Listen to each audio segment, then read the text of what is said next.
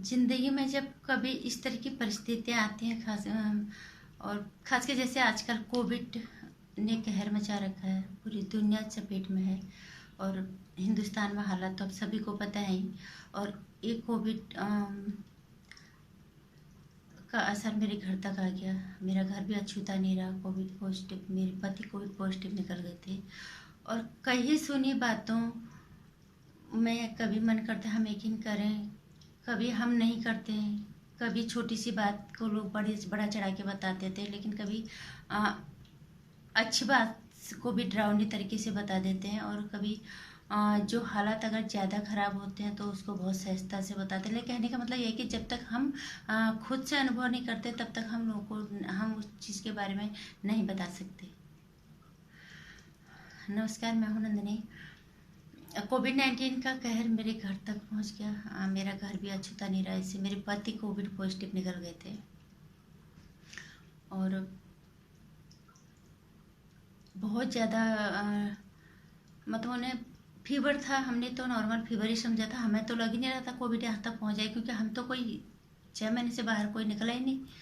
बहुत इतना प्रिकॉशन ले रहे थे, उसके बावजूद भी हमें यकीन नहीं होता। हमें लग रहा था कि अगर कोविड हमारे घर तक आएगा तो मेरा बेटा ही लेके आएगा, क्योंकि वो तो घर से बाहर बिल्कुल जाता ही नहीं है। कभी गलती से निकल गया तो हम ये सोचते थे लाएगा तो यही लाएगा। लेकिन खैर जो भी है, मेरे हस्बैंड को हुआ, उनको फीवर आया, हमने उनको एडमिट करवाया। 2 दिन तक तो कुछ नहीं हुआ। तीसरे दिन मॉर्निंग में हमारे पास कॉल आता है कि आप जल्दी से हॉस्पिटल आ जाओ। मेरी बेटी गई वहाँ पे, तो बोलते तो कोविड पॉजिटिव निकल गई। एक किस्म से ऐसा डरावना माहौल बना देते हैं कि इंसान के दिमाग को ऐसे घुमा देते हैं। अब वो सुन होगी कि क्या करूँ नहीं करूँ। हालांकि हमारा वो था मेडिकल इंश्योरेंस तो है ही, लेकिन उन्होंने अपने तरफ से साथ रखा कि 4.5 लाख का आपका बिल होगा। 2 हमारे हॉस्पिटल है कोविड के लिए, आप जहाँ आपको कन्वीनियंट लगता है आप वहाँ पे जो है इन्हें शिफ्ट करवा दो। फटाफट आप बता दो अपने घर पे बात करके। अब मेरी बेटी ने अपना दिमाग चलाया। अब वो घर पे आई, उसने कहा मम्मा कोविड पॉजिटिव बता रहे हैं पापा को। और तो मैं तो प्राइवेट पे नहीं यकीन कर सकते, और मैं भी नहीं कर रही थी प्राइवेट पे यकीन। तो क्योंकि जिस तरह से हम हालात सुन रहे प्राइवेट और उनकी, तो उसने कहा पहले मैं सरकारी में ही कोशिश करती हूँ, क्योंकि हमारा एनसीआर में था। तो हमने दिल्ली में भी पता किया, दिल्ली में उनका दिल्ली में उतना सही नहीं है। हमने यूपी में किया, फिर हमने सरकारी पे कांटेक्ट किया यूपी में। यूपी के लखनऊ से सीएमओ ऑफिस से फिर फ़ोन आया कि आप जो है आपके लिए 24 आवर्स में जो है हम एम्बुलेंस भिजवा देंगे। हमें लगा 24 आवर्स बहुत होते हैं और वहाँ पे एडमिट है, वहाँ से भी डिस्चार्ज करवाना है। तो बात करते करते, लेकिन बहुत अच्छा लगा। सरकार ने जितनी चिंता हमें थी उतनी चिंता सरकार को भी थी। उन्होंने लगातार, ऐसा नहीं कि हम ही कॉल कर रहे थे, वो मेरी बेटी जितने कॉल कर रहे थे उतने कॉलों का जवाब दे रहे थे। उतने जब वो व्हाट्सएप पे मैसेज कर रहे थे कि हम मतलब आपके पेशेंट को जल्दी से जल्दी यहाँ से हम ट्रांसफ़र करेंगे। उन्होंने लगातार जितनी चिंता हमें थी उससे ज़्यादा चिंता उनको थी। तो वो उन्होंने फिर 1 बजे के आसपास जो है एम्बुलेंस भेज दिया। जहाँ पे कोई काम अच्छा होता है तो उसकी सराहना वाकई में करनी चाहिए। यहाँ पे मैं तारीफ करना चाहूँगी उत्तर प्रदेश सरकार की, जिस तरह से उन्होंने एक्शन ले। इसमें जितना वो सतर्क है, जिस तरह से वो एक्शन ले रहे हैं। प्राइवेट हॉस्पिटल वाले जितना नौटंकी, जितने उन्होंने ड्रामे किए। 1 बजे बाहर एम्बुलेंस खड़ी है, उन्होंने डिस्चार्ज ही नहीं किया। हम डिस्चार्ज नहीं करेंगे, आपके जो है इंश्योरेंस कंपनी अभी तक बिल पे नहीं किया। अब मेरी बेटी चिल्लाई, तो उसको बहुत गुस्सा, तो बहुत चिल्लाई। हालांकि फिर भी वो बच्चे उतना उन्होंने सुना नहीं। उसके बाद जब सीएमओ ऑफिस से जो कर्मचारी आए थे, जो ऑफिसर आया था, उन्होंने जो झाड़ लगाई, 10 मिनट के उनकी अफरा तफरी, उनकी ऐसे तैसे निकले। 10 मिनट के अंदर उन्होंने जो है डिस्चार्ज कर दिया। उन्होंने बोला बच्ची परेशान हो रही है सुबह से, आप लोगों को दिखाई नहीं दे रहा है और आप ड्रामे करने में लगे हुए यहाँ पे, और बाहर एम्बुलेंस खड़ी है और तुम पे मरीज को ऐसे भेज ही नहीं रहे हो। फिर उसके बाद तुम यहाँ से रिलीज नहीं कर रहे हो। तब जाके उन्होंने यहाँ से रिलीज़ किया, तब उन्होंने किया 10 मिनट के अंदर उन्होंने काम कर दिया। मेरी बेटी तब से परेशान थी, कर लो कभी यहाँ भेज रहे, वो किसी तरह से चाह रहे थे कि उनके हॉस्पिटल में जो है उन्हें ट्रांसफ़र कर दिया जाए, और हमें उन पर यकीन नहीं हो रहा था। जब उन्होंने झाड़ा ना उनके जो वहाँ से आए थे कर्मचारी, तब जाके उन्होंने 10 मिनट के अंदर उनकी नाक में दम आ गई, तब जाके उन्होंने फटाफट काम कर दिया। और उसके बाद सिर्फ मैं ये कहना चाहूँ कि सरकार के हाथ में, सरकार चाहे बहुत कुछ कर सकती है, सारी जगह सरकार चाहे, सरकार के हाथ में पावर है, और बात डंडा चलाने वाले की कि किस तरह से ऊपर से काम हो रहा है। नहीं तो वो भी इस तरह से लापरवाही से कर देते जैसे वो कर रहे थे प्राइवेट वाले। उनको तो अपना बिल बनाना था, उसके अलावा हमें उन पर यकीन नहीं हो रहा था। उन्होंने फिर उसके बाद जो है उन्होंने यहाँ से शारदा हॉस्पिटल में ट्रांसफ़र कराया। वहाँ ट्रांसफ़र कराने के बाद उन्होंने जिस तरह से उन्होंने इलाज किया, जितने अच्छे से हाइजीनिक तरीके से उन्होंने खाने पीने का ध्यान रखा, बिल्कुल कवर्ड खाना, हर चीज़। और हम वहाँ बिल्कुल एक दिन भी नहीं गए, यहाँ से एम्बुलेंस लेके गए थे और स्वस्थ होके मेरे हस्बैंड वहाँ से खुद ही आए। हम यहाँ एक दिन भी वहाँ नहीं गए, एक तो थोड़ा सा हमारे घर से दूर भी पड़ता था और हम गए भी नहीं। तीनों टाइम उन्होंने पेशेंट को जो है प्रोटीन युक्त खाना दिया उन्होंने, ताकि पेशेंट की इम्यूनिटी कमज़ोर ना हो, इम्यूनिटी और बढ़े, उसके कमज़ोर ना पड़े। और जिसको अगर किसी पेशेंट को किसी और तरह की डिजीज़ है तो उसका भी ट्रीटमेंट उन्होंने किया। वहाँ के स्टाफ ने जितने अच्छे से ख्याल रखा, और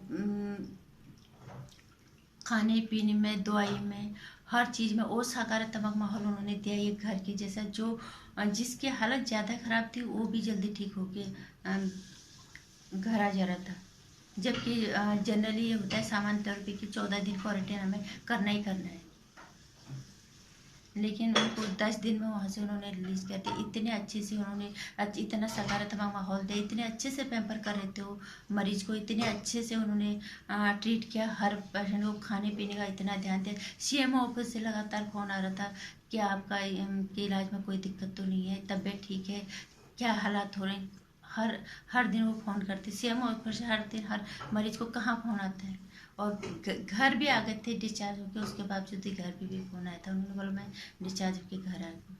मैं इसके लिए तहे दिल से आभार मानूंगी उत्तर प्रदेश सरकार की, और तारीफ करना चाहूँगी मैं योगी जी के, जिस तरह से वो कोविड के लिए गंभीरता से काम कर रहे हैं। निश्चित तौर से कामयाबी मिलेगी, और कोविड अगर हर कोई इसी तरह से काम करेगा, कोविड ज़्यादा दिन नहीं टिक पाएगा। और हमने देख लिया इस कोविड में ज़्यादा घबराने की ज़रूरत नहीं, थोड़ा सा ध्यान देने की ज़रूरत है, थोड़ा सा अपने आप को सही रखने की ज़रूरत है। और जिस तरह से लोग डरा रहे थे हमें कि वहाँ पे पेशेंट मर जा रहा है, हमें पता ही नहीं चल रहा, वहाँ तो ऐसे हो जा रहा है, हमें डर भी बहुत लग रहा था। लेकिन हम उनको तो मतलब मेरे पति तो ये कहते हैं कि पिकनिक जैसा हो के आ गए वहाँ से, पिकनिक होता है ना उस तरह से। फिर इतना अच्छा माहौल वहाँ पे, इतने अच्छे से उन्होंने ट्रीट किया, इतने अच्छे से उन्होंने खाने पीने का ध्यान रखा। मैं तहे दिल से धन्यवाद देना चाहूँगी वहाँ के कर्मचारी वर्ग को, वहाँ के सुरक्षाकर्मी के, जितने लोगों ने ध्यान दिया, जितने लोगों ने का भी उसमें की भागीदारी रही। और भगवान सबको सुख के रखे, और सबको तहे दिल से आभार धन्यवाद देना चाहूँगी पूरे स्टाफ को वहाँ के, और सबसे ज़्यादा हमारे मुख्यमंत्री योगी जी को। वाकई में काबिल तारीफ उन्होंने काम किया है। और अब उन्होंने सरकारी प्राइवेट हॉस्पिटलों पे भी नकेल कस दी कि इस तरह से ज़्यादा शुल्क आप नहीं ले सकते। और वाकई में अब ये मेरा अनुभव है, मैं कहना चाहूँगी कि लोग पहले सरकारी में भरोसे लायक तो सरकारी ही होता है। वैसे वो बात अलग है कि सरकार ने अपना भरोसा खो दिया सरकारियों ने, लेकिन भरोसा तो पहले सरकार पे ही किया जाता है। नहीं तो हमें तो 4.5 लाख का बिल बना रहे थे, लेकिन हमारा मेडिकल इंश्योरेंस भी था, बावजूद इसके वो 4.5-5 लाख का भी था। हमें भरोसा नहीं था उनके, बिल्कुल भी नहीं, कि वो क्या करेंगे। इसलिए मैं सबको पहले बताना, प्राथमिकता आप पहले सरकारी को दो, सरकार से आप कांटेक्ट करो। अगर सरकारी में नहीं होता, बहुत मजबूरी होती है, तब आप प्राइवेट की शरण में जाओ, क्योंकि आपका स्वास्थ्य भी बचेगा, आपके फाइनेंस भी बचेगा, हर चीज़ बचेगा। जरूरी नहीं होता कि सबका जो है मेडिकल इंश्योरेंस हो या सबके पास इतने पैसे हों। वैसे आर्थिक हालात इतने ख़राब हैं, तो मैं ये कहना चाहूँगी पहले सरकार के शरण में जाओ, सरकारी अस्पतालों की शरण में जाओ। उसके बाद जो है अब अगर आपको वहाँ से कोई मदद नहीं मिलती, आपको लगता है हमें निराशा मिली, उसके बाद आप प्राइवेट की, फिर तो इलाज तो कराना ही है, तब आप प्राइवेट को सेकंड नंबर पे प्रायोरिटी दो। इतना मैं कहना चाहूँगी। और हाँ, अगर थोड़ा बहुत है, मैं ये भी कहना चाहूँगी, अगर थोड़ा बहुत किसी को पहले लग रहा है कि हमें कोविड पॉजिटिव के थोड़ा सा हमें सिम्टम मिल रहे हैं, तो थोड़ा सा आप घर पे प्रिकॉशन ले सकते हो, क्वारंटाइन हो सकते हो। इतना डरावना नहीं है जितना लोगों ने इसको बना रखा था। मैंने कहा ना, जब तक हम खुद से अनुभव नहीं करते तब तक हमें पता नहीं चलता। और यही करो, अगर ज़्यादा थोड़ा बहुत आपको है, जवान जो लोग हैं जिनकी इम्यूनिटी सही है वो तो कवर कर ले, जो थोड़ा सा पहले से बीमार है उनको ज़्यादा प्रभावित कर रहा है। इतना मुझे लगा, क्योंकि मेरे हस्बैंड को शुगर भी था, तो उनको थोड़ा सा वो ज़्यादा हो गए थे ठीक हो, लेकिन सिम्टम मिल गया। फिर उन्हें जब वहाँ से हमने तब उनको एडमिट कराया हॉस्पिटल में, उन्होंने मिल गए सिम्टम, तो फिर घर लाते नहीं, फिर हॉस्पिटल भेजा। और सरकार ने बहुत अच्छे से ध्यान रखा, बहुत अच्छे से वो काम कर रहे हैं इस पर। मैं तहे दिल से आभार मानूंगी उत्तर प्रदेश सरकार को, और सारे लोगों को यही कहना चाहूँगी, घबराने की ज़्यादा ज़रूरत नहीं है, थोड़ा सा सतर्कता से हमें काम करना है, क्योंकि हम तो अब खुद भी इस अनुभव से गुजर चुके हैं, और डरने की कोई बात नहीं है। और अगर अच्छा काम है तो उसकी सराहना भी होनी चाहिए, उसका प्रचार भी होना चाहिए, ताकि दूसरे लोग भी अच्छा काम करने के लिए प्रेरित हों। नमस्कार। वीडियो पसंद आए तो लाइक कर लेना, चैनल को सब्सक्राइब कर लेना, और ज़्यादा से ज़्यादा इसको शेयर कर देना, ताकि लोगों में एक सकारात्मक संदेश जाए, लोगों को थोड़ा सा मदद मिले इससे। और अगर आप डेली मोशन पे हो तो मुझे वहाँ पे भी फॉलो कर सकते हो। नमस्कार।